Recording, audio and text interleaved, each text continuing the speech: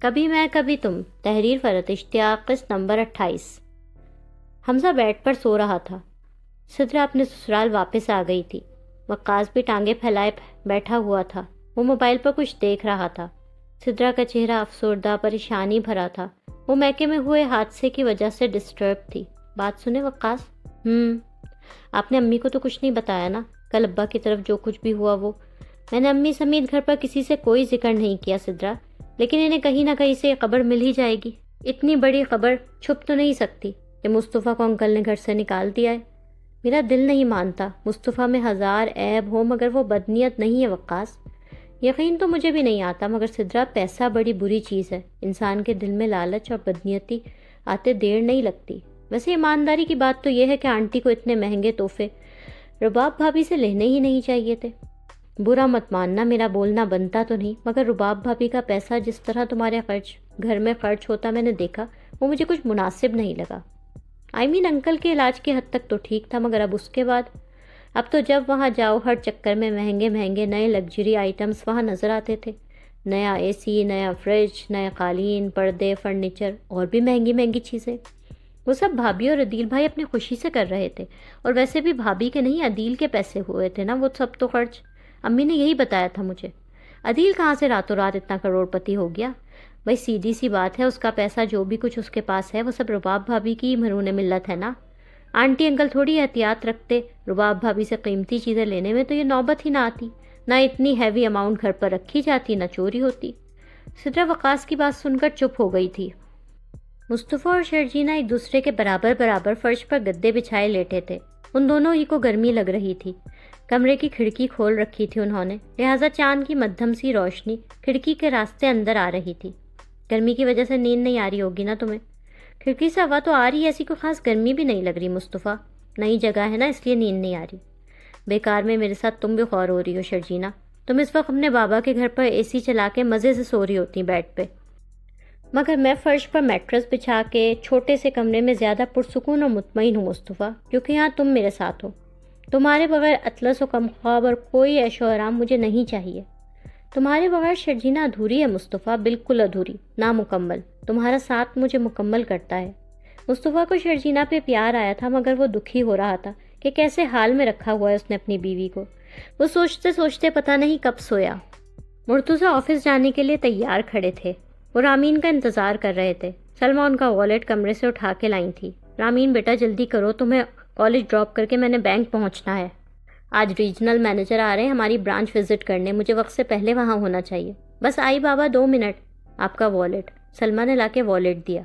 ارے میں والیٹ اٹھانا بھول ہی گیا۔ شکریہ بیگم صاحبہ، اگر آپ نہ ہوتی تو اس ناچیز کا کیا بنتا؟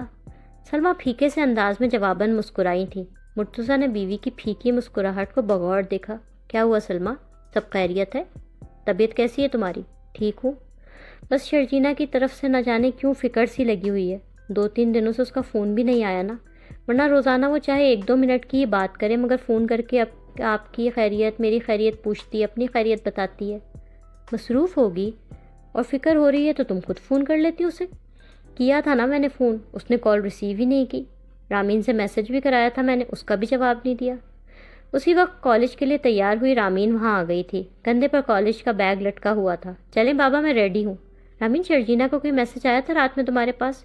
نہیں امی، آپ ہی واٹس ایپ پر آن لائن بھی شو نہیں ہو رہی تھی، میں نے کئی بار میسیجز اور کالز کی تھی۔ بھئی ہو سکتا ہے وہ مصروف ہو گئی ہو، زیادہ ٹائم نہ ملا ہو بات کرنے کا۔ جاب کے ساتھ ساتھ اس کے اپنی سسرال میں کاموں کا کتنا برڈن رہتا ہے، پتہ تو ہے تمہیں سلمہ۔ ہو سکتا ہے، لیکن مرتضیٰ پتہ نہیں میرا دل کیوں پریشان سا ہے شرجینہ کی طرف سے۔ بیکار کے وہم نہ پالو، آج ہو جائے گی تمہاری شرجینہ سے بات۔ بابا میں بھی امی سے یہی کہہ رہی تھی، مگر امی کل سے اسی طرح پریشان ہیں۔ میں کیا کروں، ماں ہوں نا، اولاد کے لیے ہر پل دل فکروں میں گھرا ہی رہتا ہے۔ سلمہ نے مرتضیٰ کو نہیں بتایا، مگر یمنا سے ہوئی بات کے بعد سے وہ شرجینہ کے لیے زیادہ فکر مند ہو گئی تھی۔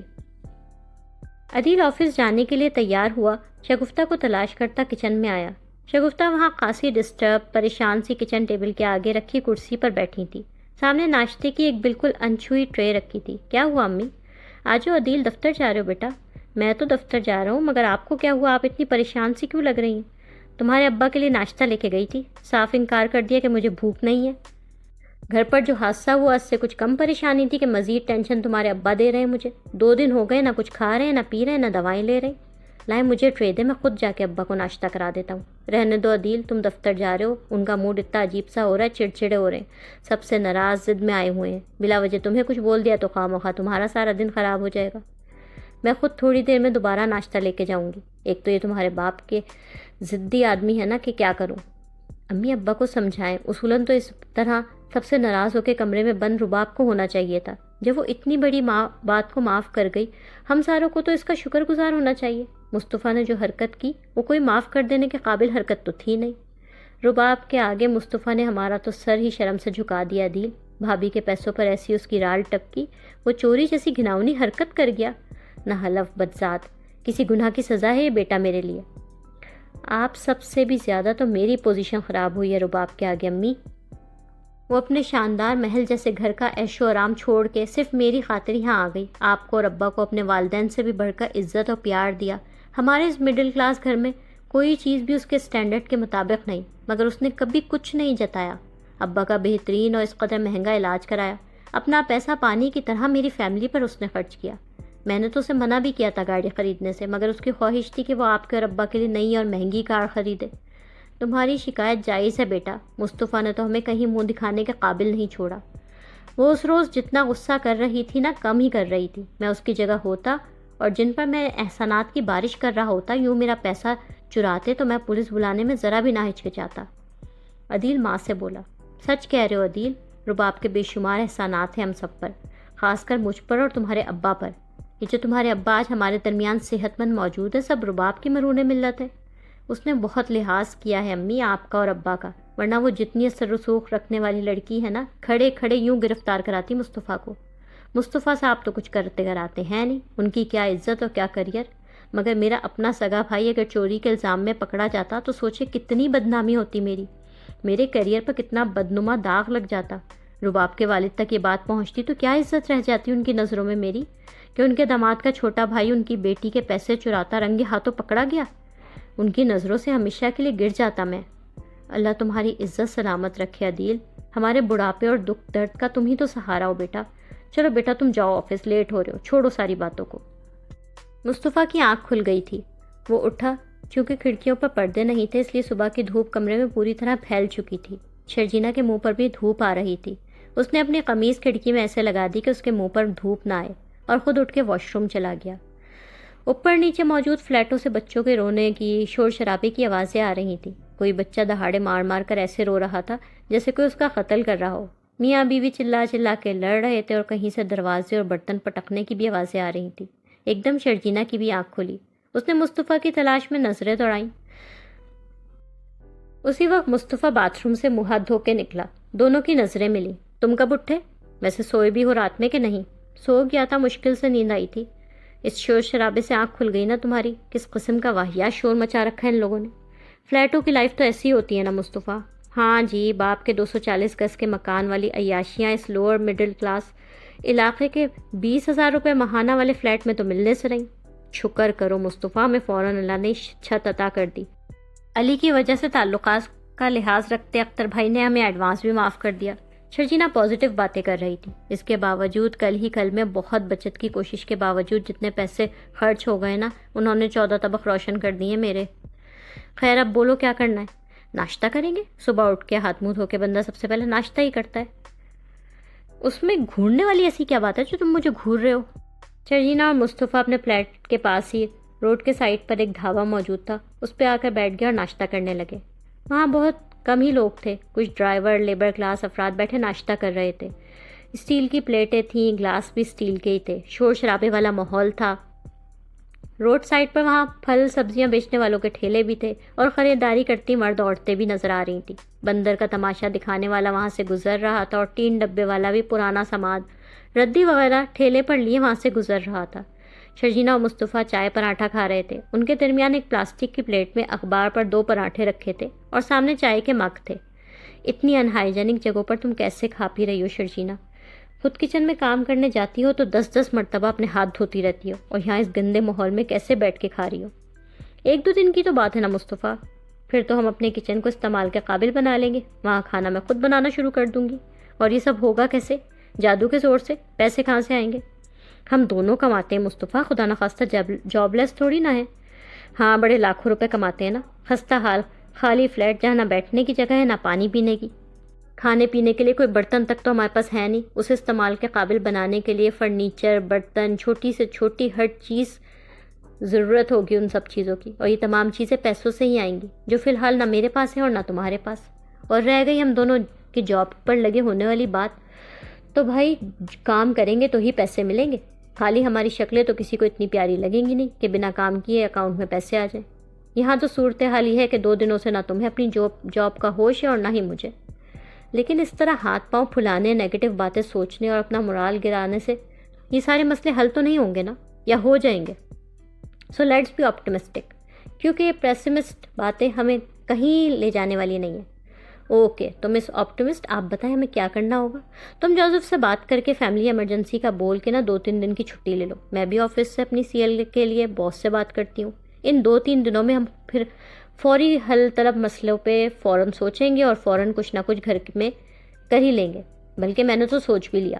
سب سے پہلے ہم ایسا کرتے ہیں، منگل بازار چلتے ہیں، یہاں سے ہی فوراً، میں نے لسٹ تو بنا رکھی ہے، ضروری سامان وہاں سے ہی خرید لاتے ہیں۔ شرجینا کے بزد ہونے پر مصطفیٰ مان گیا اور وہ دونوں منگل بازار آ گئے۔ مصطفیٰ کی بائک روڈ سائڈ پر منگل بازار کے نزدیک آ کے رکی۔ وہ دونوں ناشتہ کر کے ڈھابے پر سے اٹھنے کے بعد سیدھا منگل بازار آ گئے تھے۔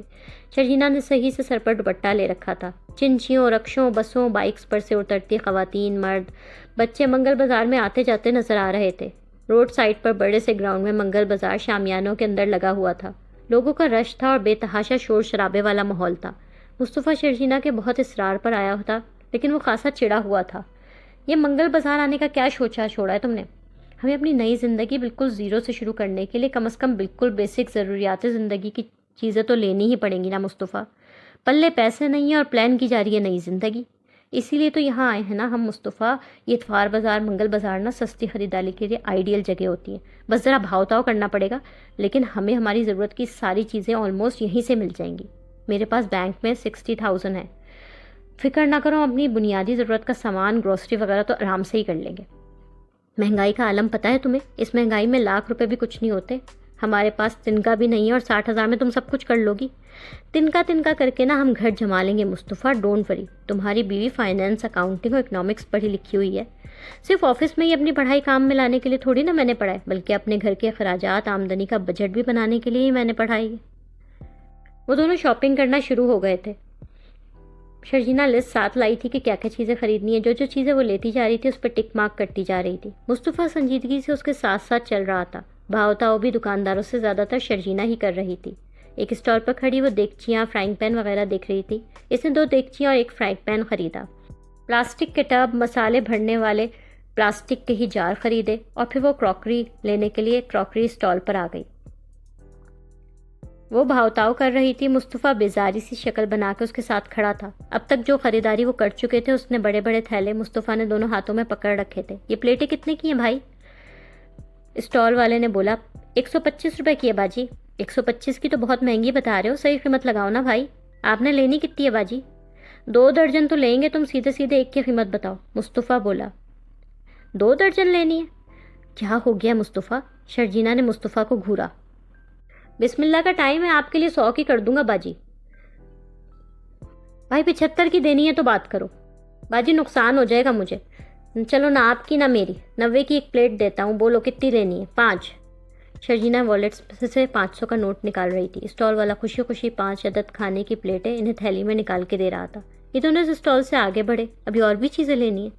ہاں مصطفیٰ، ظاہر سی بات ہے۔ پھر شرجینا نے چمچے خریدے۔ مصطفیٰ نے کئی بڑے بڑے وزنی تھیلے اٹھا رکھے تھے، جن میں بھگونے، پلیٹیں، چمچے، پیالے، تسلے وغیرہ شامل تھے۔ کچھ کم وزنی تھیلے شرجینا کے ہاتھوں میں بھی تھے۔ شرجینا چلتے چلتے لسٹ کو دیکھ رہی تھی۔ اب اور کیا رہ گیا ہے؟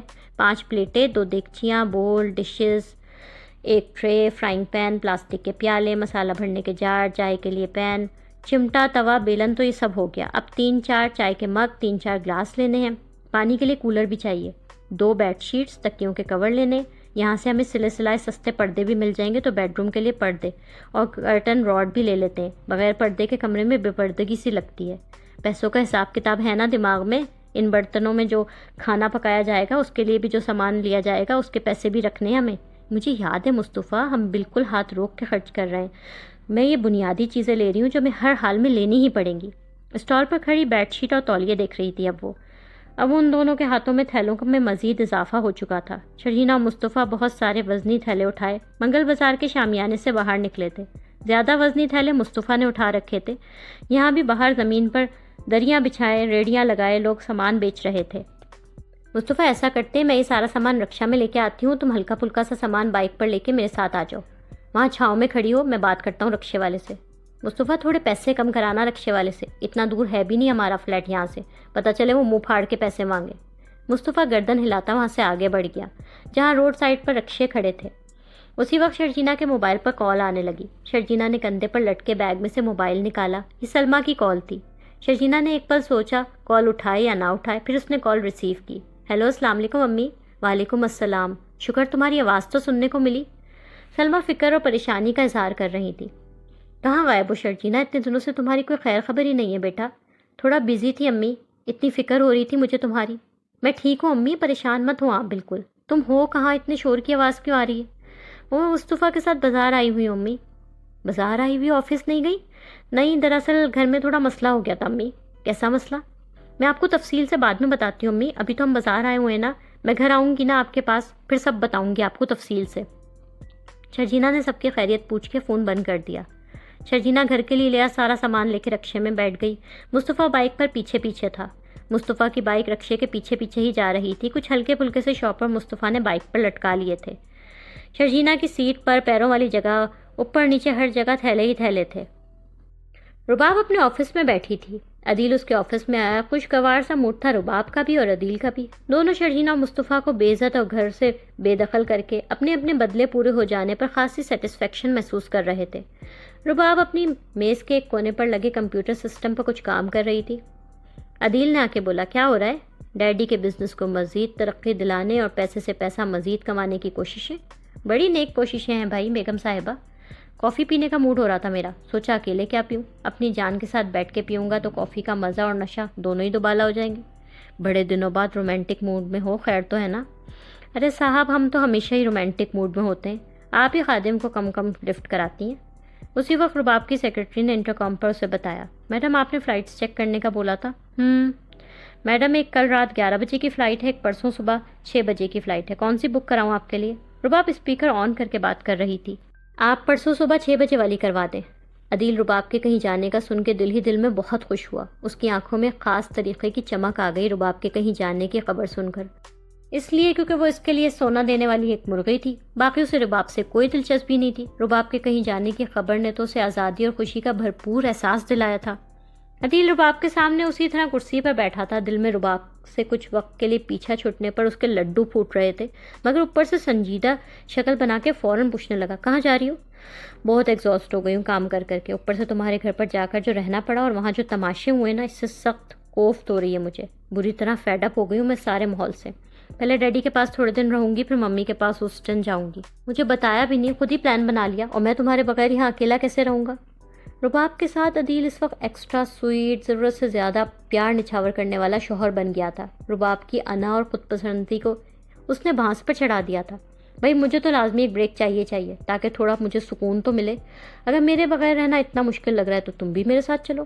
میں کیسے جا سکتا ہوں؟ گھر پر ابا کی حالت تمہارے سامنے ہے، وہ گھر پر اکیلے ہیں، انہیں چھوڑ کے جانا تو بالکل بھی مناسب نہیں. اور ویسے بھی آفس میں ہم دونوں ہی نہیں ہوں گے تو یہاں کوئی مسئلہ ہو جائے گا.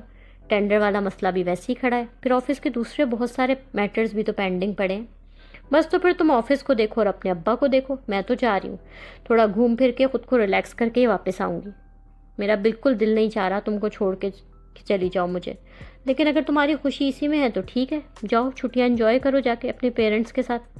باقی ہمارا کیا ہے، ہم آپ کی یادوں ہی سے دل بہلاتے رہیں گے جدائی کے ان شب و روز میں. رباب عدیل کی بات پہ مسکرائی تھی. شگفتہ دوپہر کے کھانے کی ٹرے لے کے افتخار کے پاس آئی تھی. افتخار بیڈ پر نڈھال لیٹے تھے. وہ جیسے جو کچھ ہوا اس سب کی وجہ سے بہت زیادہ غمزدہ، ٹوٹے ہوئے تھے، مایوس، ٹوٹ پھوٹ کا شکار تھے. وہ شگفتہ کا چہرہ بھی بجھا ہوا سنجیدہ تھا. انہیں شوہر کی طبیعت کی بھی فکر تھی. کھانا کھا لیں. نہیں کھانا مجھے. کب سے بھوکے پیاسے ہیں، دواؤں کا بھی مسلسل ناغہ ہو رہا ہے، اس طرح تو آپ کی طبیعت اور خراب ہو جائے گی۔ اچھا ہے ہو جائے طبیعت خراب، مر جاؤں میں، اس ذلت بھری زندگی سے تو موت بہتر ہے۔ کیا ہو گیا آپ کو؟ خیر کے کلمات منہ سے نکالیں، اللہ نہ کرے آپ کو کچھ ہو۔ میرے لیے آپ کا ہونا کس قدر اہم ہے پتہ ہے آپ کو؟ نہیں تمہارے لیے، میں تمہارے لیے اہم نہیں ہوں، صرف پیسہ تمہارے لیے اہم ہے۔ تمہارے پیسے کی لالچ نے آج ہمیں یہ دن دکھایا ہے۔ میں منع کرتا رہا رباب کے پیسے گھر پر نہ خرچ کرو، اتنی اونچی چھلانگیں نہ مارو جتنی ہماری اوقات نہیں، اتنے بڑے کام نہ کرو۔ 50 لاکھ کی گاڑی رباب اگر دلوا رہی تھی تو تم نے کیوں نہ حامی بھری؟ اسی وقت گاڑی لینے سے منع کر دیتی تو یہ سارا تماشا ہی نہ ہوتا نا۔ اگر رباب کے پیسے گھر سے نہ ملتے، وہ پولیس کو بلا لیتی تو ہم کیا کرتے؟ مصطفیٰ چوری کے الزام میں گرفتار ہو جاتا تو میں تو اس کی ضمانت بھی نہ کرا پاتا۔ عزت و آبرو سب خاک میں مل جاتی ہماری۔ کہاں سے پوری کرتا میں رباب کی 35 لاکھ کی رقم؟ یہ اچھا ہے آپ کا، ہر چیز کا الزام مجھ پر ڈال دیتے ہیں۔ چوری کسی اور نے کی، باتیں آپ مجھے سنا رہے ہیں۔ آپ کا زور بھی مجھ پر ہی چلتا ہے، کمزور پر۔ اور ایسا کون سا لالچ دکھا دیا میں نے؟ کون سے خزانے لے لیے میں نے رباب سے؟ مجھ سے زیادہ تو اپنا لاکھوں روپیہ اس نے آپ کے اوپر لگایا۔ مہنگے ہسپتال میں لاکھوں کا علاج، مہنگی دوائیں، ٹیسٹ، میل نرس، یہ ساری سہولتیں رباب سے میں نے تو نہیں لی تھی نا۔ گھر کے لیے اگر اپنی خوشی سے وہ چھوٹی موٹی چیزیں لے کے بھی آئی تو مجھ پر اور گھر پر خرچ کیے اس کے پیسے آپ کے علاج پر لگے لاکھوں روپے سے تو کم ہی نکلیں گے حساب لگائیں تو۔ ہاں تو ہوا ہوں نا ذلیل، بہو کے پیسوں سے علاج کرا کے۔ جان کو عزت سے بڑھ کر سمجھ لیا تھا میں نے۔ رباب کے سامنے سر اٹھانے کے قابل نہیں رہا ہوں، اس کے احسانوں کے بوجھ تلے دبا ہوا ہوں۔ کاش اس وقت تم لوگوں کی بات نہ مانی ہوتی، بہو کے پیسوں سے علاج نہ کراتا، آج اس بے بسی کی حالت میں تو نہ ہوتا، کم از کم مر جاتا، زیادہ سے زیادہ کم از کم عزت تو سلامت ہوتی، بھرم اور وقار تو چکنا چور نہ ہوتا نا میرا۔ ہارٹ اٹیک میں ہی مر جاتا کاش، یہ ذلت سہنے کے لیے میں پتہ نہیں کیوں زندہ رہا ہوں۔ شگفتہ مزید کچھ بھی بولے بغیر روتی ہوئی کمرے سے باہر آ گئی۔ مصطفیٰ نے بھگونوں، دیگچیوں وغیرہ والے کئی وزنی تھیلے اٹھا رکھے تھے، جبکہ شرجینہ کے ہاتھوں میں قدرے کم وزنی سامان کے تھیلے تھے، مگر سامان کے ساتھ 5 منزلیں سیڑھیاں چڑھنے سے وہ ہانپ سی گئی تھی۔ 4 منزل کی سیڑھی پر وہ جیسے لینڈنگ والی جگہ پر سانس بحال کرنے کے لیے لمحہ بھر کو رکی تھی۔ مصطفیٰ چونکہ لڑکا تھا لہٰذا وہ نہیں ہانپا، وہ لینڈنگ سے اوپر مزید سیڑھیاں چڑھنے لگا۔ اس نے مڑ کر شرجینہ کی طرف دیکھا جو رک کے کھڑی ہوئی تھی۔ کیا ہوا، تھک گئی ہو؟ نہیں، بس ذرا سانس بحال کر رہی تھی۔ تم چلو، میں آ رہی ہوں مصطفیٰ۔ مصطفیٰ آگے بڑھ گیا، شرجینہ بھی 5ویں منزل تک پہنچ گئی۔ مصطفیٰ نے چابی سے فلیٹ کا ڈور کھولا، شرجینہ اس کے برابر میں کھڑی تھی۔ مصطفیٰ نے دروازہ چوپٹ کھولا، وہ جو تھیلے نیچے سے اٹھا کر لے کے آیا تھا وہ دروازے کے اندر انٹرنس پر ہی چھوڑے اور نیچے باقی رہ گیا سامان لینے واپس نیچے جانے کے ارادے سے فوراً مڑا۔ شرجینہ بھی اس کے ساتھ ساتھ مڑی۔ تم کہاں جا رہی ہو؟ اندر جاؤ، نیچے جو باقی سارا سامان رہتا ہے وہ نہیں لانا کیا؟ میں لے آؤں گا، بہت سارا سامان ہے مصطفیٰ، تم اکیلے کیسے لے کے آؤ گے؟ لے آؤں گا، فکر نہ کرو۔ لیکن مصطفیٰ تمہارے اس طرح تو اوپر نیچے کے اتنے زیادہ چکر لگ جائیں گے۔ جوان آدمی ہوں، لگا لوں گا چکر۔ مصطفیٰ میں بھی چلتی ہوں نا۔ تمہارے یہ نازک ہاتھ وزن اٹھانے اور اس طرح کی مشقت کرنے کے لیے نہیں بنے شرجینہ۔ تمہارے ان خوبصورت نازک ہاتھوں میں کتابیں، پین، لیپ ٹاپ اچھا لگتا ہے۔ امی تم سے جب گھر کے کام کرواتی تھی تو مجھے بڑا برا لگتا تھا، پتہ نہیں تھا امی سے بھی زیادہ سخت محنت میں تم سے کرواؤں گا۔ تم یہ زندگی ڈیزرو نہیں کرتی شرجینہ، آئی ایم سوری۔ پاگل ہو تم، ایک دم فضول باتیں سوچتے رہتے ہو مصطفیٰ۔ مجھے باتوں میں لگا کے یہاں کھڑا کر لیا، نیچے جو اپنی محنت کی کمائی کا سارا سامان چھوڑ کے آئے وہ کوئی اٹھا کے لیتا نہ بنے۔ شگفتہ آ کر لاؤنج میں بیٹھ گئی تھی۔ شام ہو گئی تھی اور وہ وہیں بیٹھی رہی تھی۔ عدیل آفس سے واپس گھر آ گیا تھا۔ امی کیا ہو گیا آپ کو؟ ٹھیک ہو جائیں گے ابا، آپ زیادہ فکر نہ کیا کریں۔ ارے کیسے فکر نہ کروں بیٹا، ایسی ایسی باتیں سنائی ہیں نا انہوں نے آج مجھے۔ میں نے کیا ہے؟ خدمتیں کر کر کے حلقان ہو گئی ان کی بیماری میں، اور بدلے میں کیا مل رہا ہے؟ الزام تراشیاں، برائیاں۔ ابا کا مزاج آپ کو پتہ تو ہے امی، مجھے نہیں انہوں نے کیسے گھر سے بے دخل کر دیا تھا بغیر کوئی لحاظ کیے۔ وہ تو بعد میں فائنینشلی پریشان ہوئے تو مجھے گھر آنے کی اجازت دے دی۔ اسی وقت وہاں پاس رکھ کے شگفتہ کے موبائل پر فون آیا۔ رباب کا فون ہے۔ وہ عدیل کو بتانے لگی۔ عدیل نے سر ہلایا۔ شگفتہ نے کال ریسیو کی۔ دوسری جانب رباب جیسے آفس سے اپنے باپ والے گھر کی طرف جا رہی تھی۔ گاڑی ڈرائیور چلا رہا تھا۔ السلام علیکم آنٹی۔ وعلیکم السلام بیٹا۔ آنٹی میں کل صبح کی فلائٹ سے لندن جا رہی ہوں ڈیڈی کے پاس۔ ارے اتنی اچانک؟ خیریت ہے نا سب؟ جی بس ممی ڈیڈی یاد آ رہے تھے، ان دونوں سے ملنے جا رہی ہوں۔ بیٹا اتنا اچانک ایک دم جا رہی ہو اور یہاں نہیں آؤ گی کیا؟ نہیں آنٹی، پہلے گھر جاؤں گی، گھر جا کے تھوڑی پیکنگ وغیرہ کروں گی اور پھر کل صبح یہیں سے چلی جاؤں گی ایئرپورٹ کے لیے۔ اچھا بیٹا، جیسی مرضی، خیر سے جاؤ بیٹا، بہت یاد آؤ گی مجھے۔ وہاں جاؤ تو خیر خیریت بتاتی رہنا، اپنی فون کیا کرنا مجھے۔ ضرور آنٹی، انکل سے بھی بات کرا دیں میری، میں ان کو بھی خدا حافظ کر دوں۔ تمہارے انکل؟ ان کی تو آنکھ لگی ہوئی ہے بیٹا. تمہارا سلام، خدا حافظ سب پہنچا دوں گی میں نے. شگفتہ نے بات بنائی تھی. چلیں آنٹی، پھر ٹھیک ہے، میں لندن پہنچ کے نا آپ کی بابا سے بھی بات کراؤں گی. ٹھیک ہے بیٹا. چلے میں رکھتی ہوں، خدا حافظ. رباب لندن جا رہی ہے اپنے باپ کے پاس. عدیل نے سر ہاں میں ہلایا. تمہارے ابا سے بھی بات کرنا چاہ رہی تھی، میں نے بہانہ بنا دیا. ان کا پتہ تو کچھ ہے نہیں، رباب کو کچھ بھی ایسا ویسا بول دیں. میں تو چپ سن لیتی ہوں، وہ کیوں سنے گی ان کی جلی کٹی. عدیل جواباً خاموش رہا. اچانک یہ پروگرام بنا لیا رباب نے جانے کا، تمہیں پہلے سے پتا تھا؟ امی یہ بڑے لوگوں کے ایسے ہی کام ہوتے، ایک پیر ایک جگہ دوسرا پیر دوسری جگہ. ویسے بھی ہمارے گھر میں جو اس کے پیسے چوری ہوئے تھے اس سب سے وہ بہت اپسیٹ ہو گئی تھی، بس اسی لیے موڈ بدلنے چلی جانا چاہ رہی تھی. میں نے کہا جاؤ. آپ کیا سوچنے لگی امی؟ ایک دم کچھ نہیں، مصطفیٰ کا خیال آ گیا تھا، پتہ نہیں کہاں ہو گیا ہوگا، کیا کر رہا ہوگا. مرتضیٰ انکل کی طرف ہی گیا ہوگا، اور جا بھی کہاں سکتا ہے، اس کے ناکارہ آوارہ دوست تو اس قابل ہیں نہیں کہ ان کے پاس جا سکے. ہاں صحیح کہہ رہے ہو، مرتضیٰ بھائی کی طرف ہی گیا ہوگا، اپنے سسرال میں پڑا ہوگا بے شرمی سے. پہلے ہم ساروں کو اچھی طرح رباب کے آگے ذلیل کرایا، اب گھر داماد بن کے سسرالیوں کے آگے خود بھی ذلیل و خوار ہی ہو رہا ہوگا. لائک، کامنٹس، شیئر کریں اور تازہ ترین اپڈیٹس کے لیے سبسکرائب کریں.